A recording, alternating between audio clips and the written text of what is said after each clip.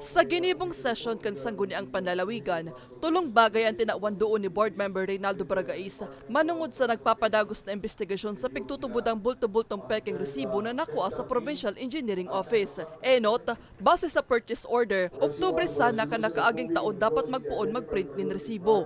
Alagad Hulyo pa sa nasubuot, may pigpaluwas ng resibo ang opisina ng dating Provincial Engineer Clemente Ibo. Ikadua, 10,000 man sa naanotorisadong order nin resibo, alagad 11,000 ang pig-deliver. Ikatulo, daiman tugma ang numero kan resibong pigluwas hali sa Provincial Environment and Natural Resources o PENRO sa naibalikan Provincial Engineering Office asin sa bulto-bultong resibo na nakumpiskar.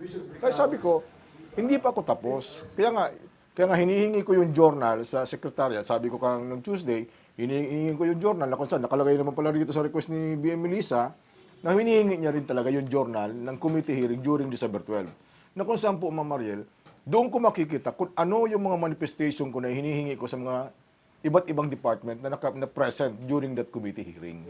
Kaya nung Tuesday, tumayo ako, na nagmanifest ako na kung pwede, another committee hearing by the Committee on Laws regarding po din sa resibo.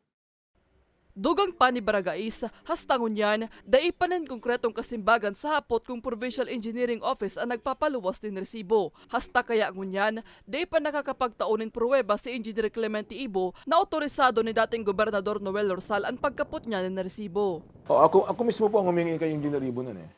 Okay. Tinanong ko siya, meron ka bang authorization letter? Sabi niya, meron daw. And then may request na kung pwede, padala mo sa staff mo, padala rito ngayong session. Sabi niya, nasa vault daw.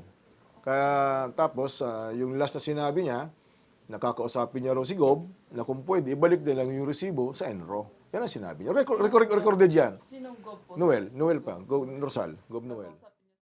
Alagad kun ang kapwa board member na si Attorney Vic Ziga na hapoton, malinaw na ining pagbalgar ni Ibo. Base kaya sa Sand Gravel and Other Quarry Resources Ordinance of the Province of Albay, solamenteng ang penro sa naanotorisadong magkapot asin magpaluwas kan mga resibo sa quarry. Ang ordinance kasi na iyan, iyo ang nagtataong otorisasyon na makagibo ki resibo. Ang otorisasyon na tinao kang ordinansya or kang bilog na sangguniang panlalawigan, tinao po iyan sa PENRO. Okay? Warang ibang tinawan na responsibilidad or otoridad ang ordinansya na makapagibo kaya na resibo. Ang pag-release man kang resibo, ang pag-absorb kang mga remittances, nasa Treasurer's Office. Pero kung sisi ang ma-request, PENRO po yan.